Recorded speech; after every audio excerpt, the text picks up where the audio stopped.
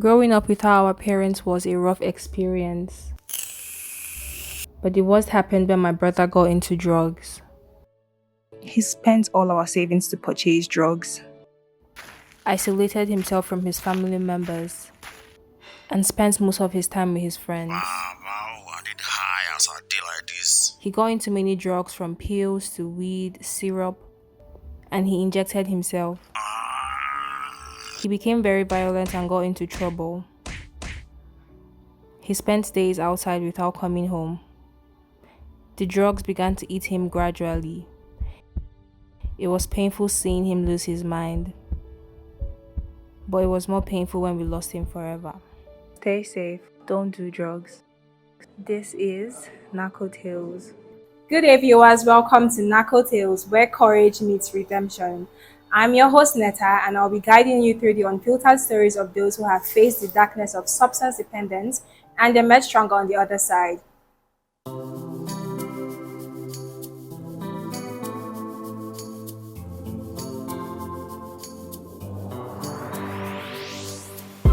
Please pay attention. It starts from the foundation. Everybody needs somebody. You turn a blind eye and care nothing less. Say it's just business, all about the money. You are so unbothered as long as they pay. Say it's just business, all about the money.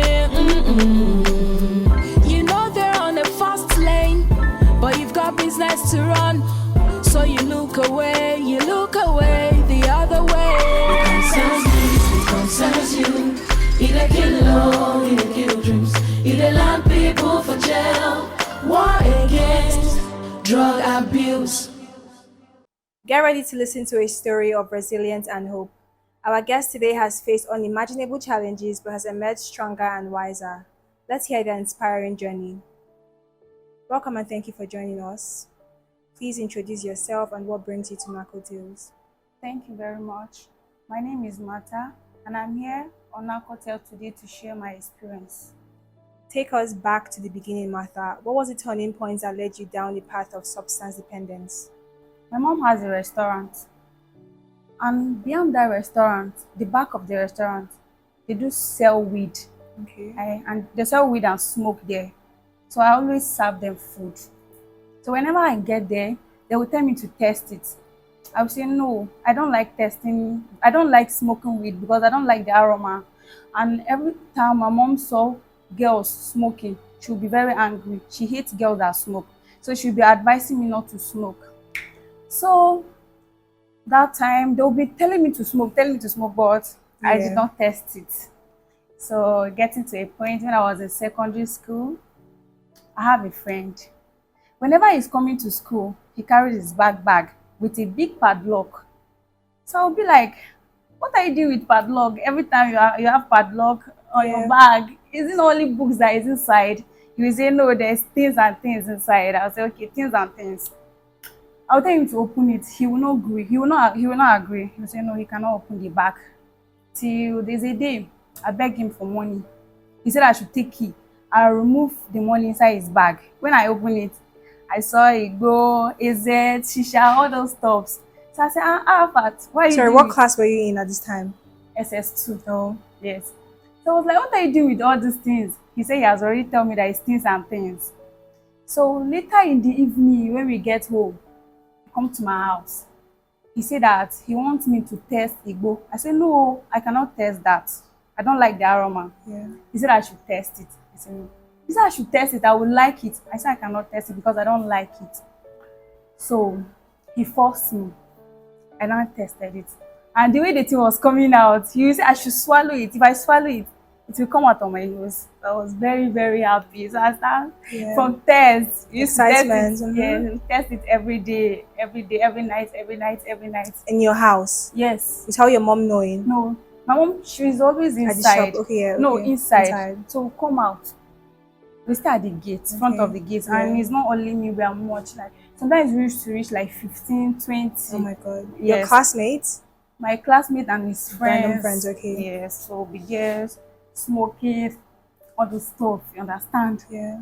So it's nice and crazy, sha. You know, a lot of stuff. So I get addicted to it. That in the way that in the sense that if I didn't take it, my head will be somehow. Yeah. I'll be weak. So tell me about bad experiences that you had, or When I start smoking it, so if I go back to my mommy's shop Yeah. at the back, I used to follow them and smoke it. So there's a day one of my friends that has been selling it, I told him to give me, so he fetched it for me. I use Tom Tom, I eat it. So when I eat it, I get back to the shop. I tell my workers. you didn't smoke it, you No, I eat it with Tom Tom. It was very sweet. So when I get back, I tell my friends, my co-workers, I tell them not to work that day. I was the one that washed all the pots, the dishes, everything, because I was having strength, that Energy, agility, that energy. I was fine, yo. I was very, very fine and okay. When I get home, I was sitting and we were watching TV. So the lady just smiled inside. I look at her, I smile back. She smile again, I smile again. And I start laughing. Yo. What's going on now? I cannot control myself. I know I'm laughing, but I cannot control myself. So my mom was like, what is going on? I did not tell her because she'd be very mad at me, you understand? So I didn't tell her, but I was feeling somehow as if I should bath. No. I should lie down. No. If I lie down, to tell me to stand up. If I stand up, she should lie down. Do this, all those stuff. So my mom was crazy. My mom was like, what's going on? She has to call. Hello? If anything happened to my daughter. If anything happened to my daughter. Who did she call? Your school? No. Village. Okay. My brother, she was like, some spiritual stuff. I didn't tell her that I take it, go, all this stuff. So she was like, if anything happened to my daughter, I won't be happy with you people. And she will come to the village naked if I get mad. Yeah. I was like, Mommy, please control me now. She said, how can she control me? I wanted to control myself, but no, there's no way. Because I was feeling, my head was banking. Boom, boom, boom. All those stuff. I was hearing different voices, different voices. Do you know that this thing disturbed me for good 3 days? I didn't get myself. 3 years? 3 days. Okay. I cannot eat, I cannot drink water, I cannot stand up. I was just down. So, but the part that made me to stop it, I started hating Igbo since that time. Well, it's not only that one that I used to take. I used to take shisha, AZ, others. Yeah. I start hating, developing hatred on Igbo side. But the one that shocked me and made me to stop mostly was the boy that introduced me to it. Yeah. That my Your classmate with the bag. Yes. He later has accident and died. Oh my goodness. Yo. So from there, there's nobody that will bring it for me. Yeah. And I cannot go out and buy it except on a market day. But because of that, so that is when I stopped taking it. That must have been terrifying and scary for you at the same time. But before we go on, we're taking a quick break, and when we come back, we're going to hear more of Martha's inspiring story. Don't miss the triumph.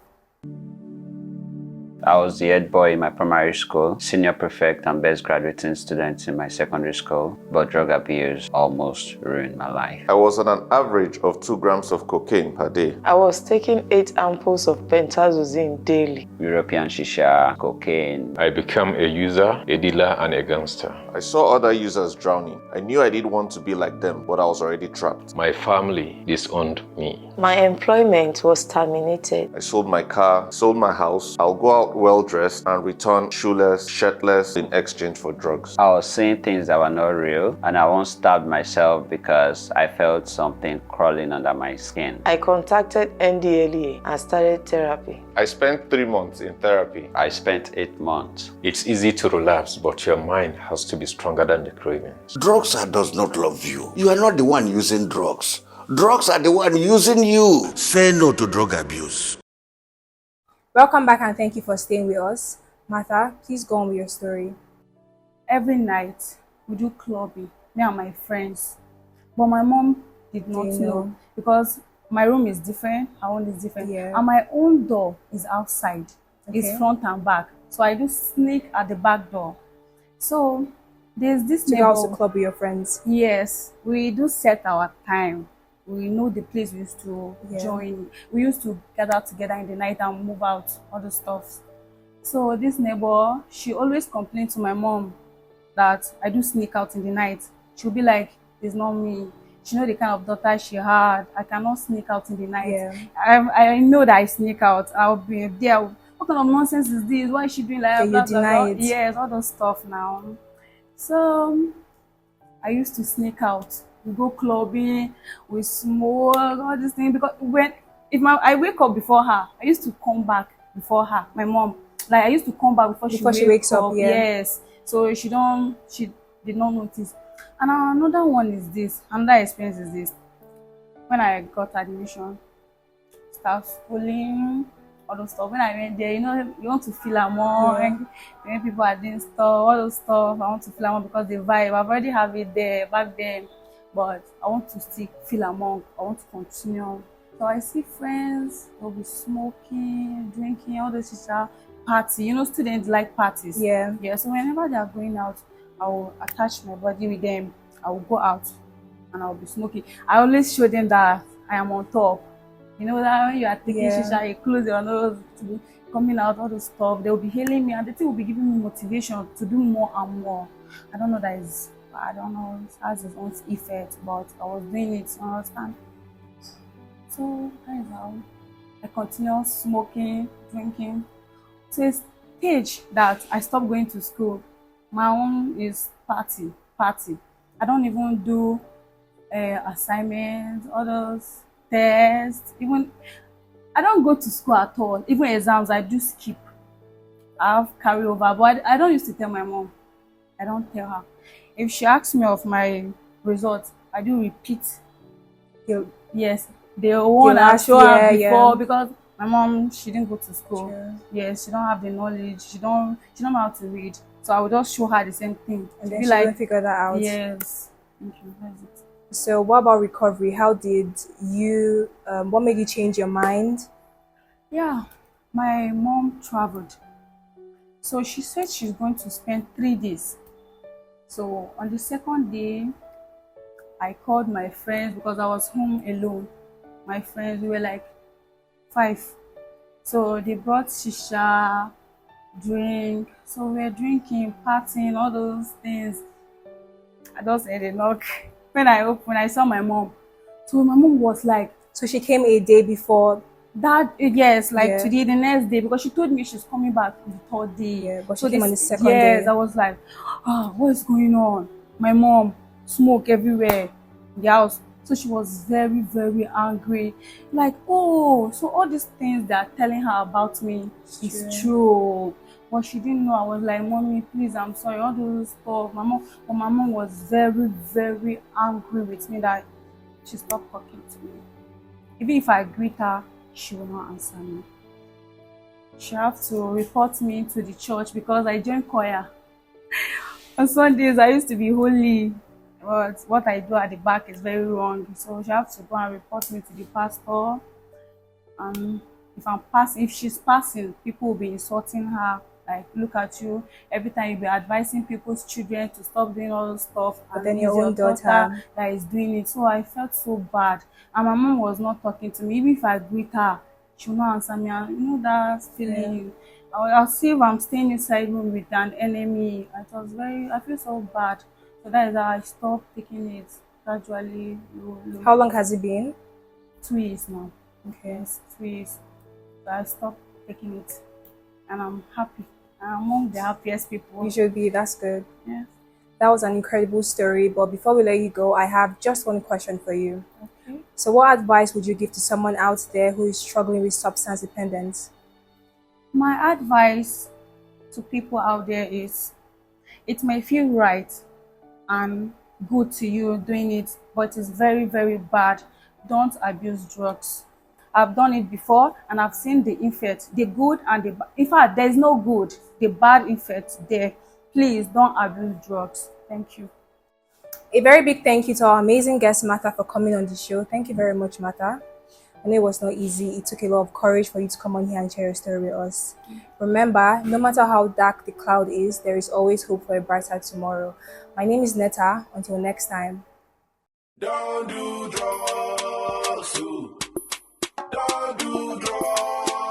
Don't try it though. He go choke you oh. He go steal your sunshine oh. He go shock you oh. He don't kill him any youth for my area. Even for your area. When you start it to stop, it no go easy. As you dey drag am go, he dey drag you down. Water come out from my eyes, oh. When I remember all the guys, oh. Way many of them kicking bucket, oh. Some cut to socket, oh. Make we don't forget, oh. No they talk it, oh. Say, rock up you see body, oh. Don't go wound your busy body. If you die, you go sad, oh. Oh yeah, help me tell somebody. Say, rock up you see body, oh. Body, oh. Body, oh. This message is brought to you by the National Drug Law Enforcement Agency, NDLEA.